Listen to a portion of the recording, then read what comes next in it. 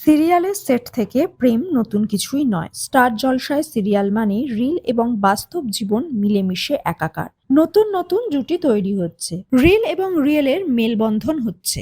আগে জুটি কেন্দ্রিক সিরিয়াল তৈরি হতো, কেবল জুটির জন্যই দর্শক মুখিয়ে থাকতো, তারা টিভি মুখী হতো। জলসার লক্ষ্মী ঝাঁপি টিআরপিতেও মন্দ নয়, তবে শোনা যাচ্ছে লক্ষ্মী ঝাঁপির মাধ্যমেই জুটি তৈরি হয়েছে। সৌরভ এবং শুভস্মিতার রসায়ন পছন্দ নেটিজেনদের। বাস্তবেও নাকি তাদের সমীকরণ তৈরি হয়েছে। গতকাল ছিল শুভস্মিতার জন্মদিন। কি পরিকল্পনা করলেন সৌরভ শুভস্মিতা? নাকি এদিনও শুটিংয়ে? সৌরভ বলেন, শুটিং ছিল না, একটা কাজে বেরিয়েছিলেন, রাতে খাওয়া দাওয়ার ব্যবস্থা আছে। আগের দিন রাত থেকেই সেলিব্রেশন শুরু হয়ে গেছে। উপস্থিত ছিলেন অভিনেতাও। তার দাবি, শুধু তিনি নন, শুভস্মিতার পরিবারের সঙ্গেই তারা ছিলেন। শুভস্মিতাকে জন্মদিনের শুভেচ্ছাও জানান, তবে উপহারটা গোপনই রেখেছেন।